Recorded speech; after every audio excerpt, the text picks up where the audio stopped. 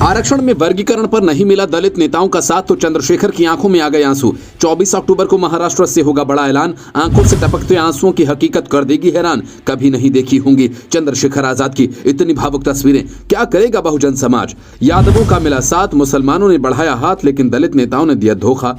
समाज के साथ हो गया खेला। मां के सामने हुआ बेटों का बंटवारा। आज से 10 साल पहले क्या कभी किसी ने कल्पना की होगी कि आरक्षण में वर्गीकरण और क्रीमी जैसे मुद्दे इतने आम हो जाएंगे और दलित नेता चुपचाप बैठकर बस देखते रहेंगे? चंद्रशेखर आजाद कहते हैं कि जिस तरीके से 10 साल पहले आपने इस चीज की कल्पना नहीं की थी, आज आप उसी तरीके से आरक्षण के खत्म होने की भी कल्पना नहीं कर पा रहे। अगर संसद में, विधानसभाओं में आपकी आवाज ही नहीं होगी तो सड़क पर आंदोलन को भी दबा दिया जाएगा। एक वीडियो सोशल मीडिया पर वायरल हो रहा है, पहले उसे देख लीजिए। चंद्रशेखर आजाद की आंखों में आंसू हैं, वो बच्चों की तरह रोते दिख रहे हैं। ऐसा लग रहा है कि कोई गहरा सदमा उन्हें लगा है।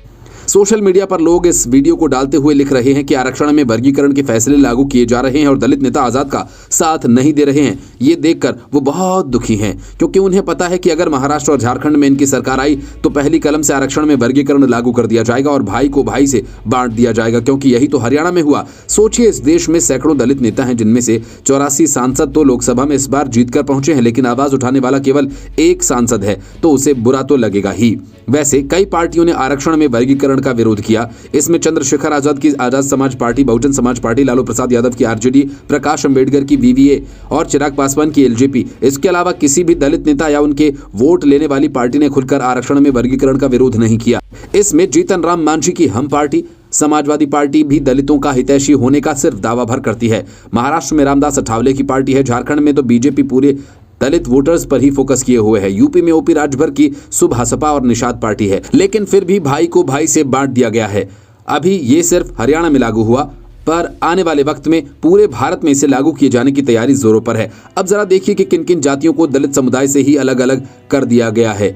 इसे हरियाणा के उदाहरण से समझिए, जहां दलित जातियों को 2 समूहों में बांटकर 10-10% आरक्षण दे दिया गया। जिन जातियों को अलग किया गया उनमें अधर्मी, वाल्मीकि, बंगाली, बरार, बटवाल, बोरिया, बाजीगर, बंजारा, चनल, दागी, दरेन, देहा, धनक, डोगरी, डुमना, गगरा, गंधीला, जुलाहा, खटीक, कोरी, मरीजा, मजहबी, मेघ, नट, ओड, पासी, पेरन, फरेरा, संघाई, संहाल, सांसी, ससोई, सपेला, सरेरा, सिकलीगर और सिकरीबंद जातियां शामिल हैं।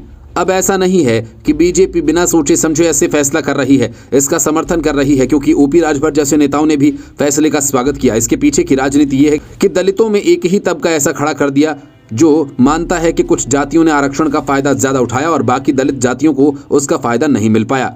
इसी को आधार बनाकर बीजेपी ने दलित वोट में सेंधमारी के लिए इन लोगों को और ऊपर चढ़ाना शुरू कर दिया और उन्हें ज्यादा बल दिया है। हरियाणा में भी बीजेपी को करीब 35% वोट मिला था और अब यही प्रयोग भाजपा महाराष्ट्र में करने जा रही है। अगर यहां भी कामयाब रहे तो अगला नंबर यूपी और बिहार जैसे राज्यों का होगा। पहले जिस वीडियो का जिक्र किया गया वो गलत दावे के साथ सोशल मीडिया पर शेयर किया जा रहा है, लेकिन चंद्रशेखर आजाद खुद अपने भाषणों में कह चुके हैं कि ऐसे नेताओं को संसद में भेजो जो आपकी आवाज उठाएं, केवल नाम के दलित न हों।